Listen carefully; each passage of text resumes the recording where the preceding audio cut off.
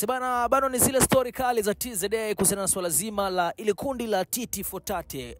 Kwa wale ambao wanafuatilia TikTok, Titi Fotate wamekuwa ni miongoni wa vijana wa Kitanzania ambao wanafanya vizuri sana katika kuelimisha kundi kubwa la vijana.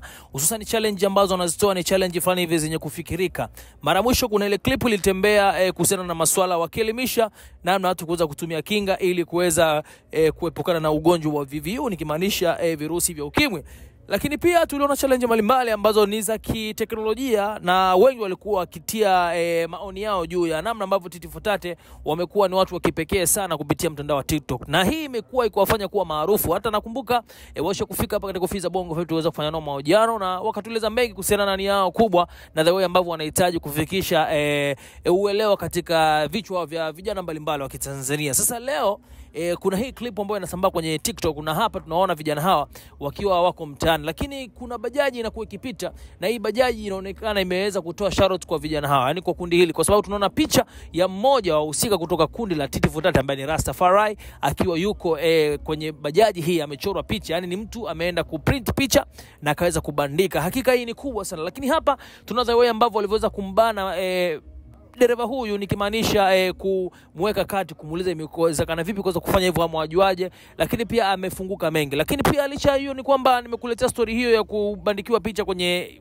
bajaji, lakini ipo story nyingine kuhusiana na wao kukutana uso kwa uso na Dula Makabila. Kama unavyojua Dula Makabila amekuwa kitrend kwenye mitandao ya kijamii kuhusiana na range aliyoinunua, lakini wengi wamekuwa wakitilia mashaka kwamba hiyo sio range kama inavyofahamika. Pia tulimshuhudia Doto Magari akiwa anaeleza kwamba ile ni discovery na hiyo haina haja msanii kama Dula Makabila kuweza kupost akijichukulia kwamba yeye pengine amenunua gari na vitu kama hivyo. So hapa tunaona Dula Makabila akiwa anasifia vijana wake, akisema kwamba ni miongoni wa vijana ambao wanawafuatilia kwa karibu na wanakubali sana. Kuacha na video hizi zote mbili zishuhudie. Mimi ni Abra kutoka Bongo Flava TV, ni zile stories za TZA, unyama ni mwingi sana.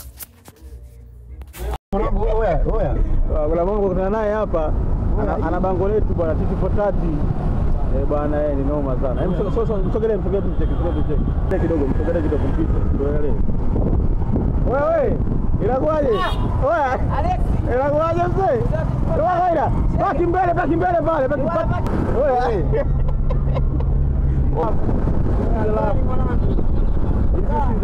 Bana lavo kinoma mwanangu. Bana lavo sana.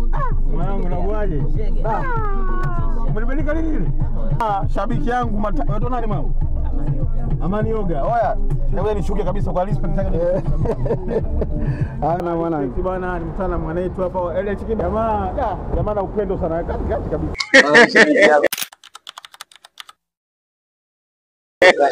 Alikuwa nataka naongea mwenyewe Dula unasemaje? Ni bwana mimi shabiki yake sana. Leo asubuhi nilikuwa naangalia clip zake. Serious na kuna mmoja huyo. Kuna mmoja nakumbuka nilichukua. Alikuwa anamuuliza mtu maswali, mwanangu. Anaweza sana mshikaji. Ana appreciate sana bro. Mimi nakufuatilia sana. Amemwonyesha shabiki yako sana. Una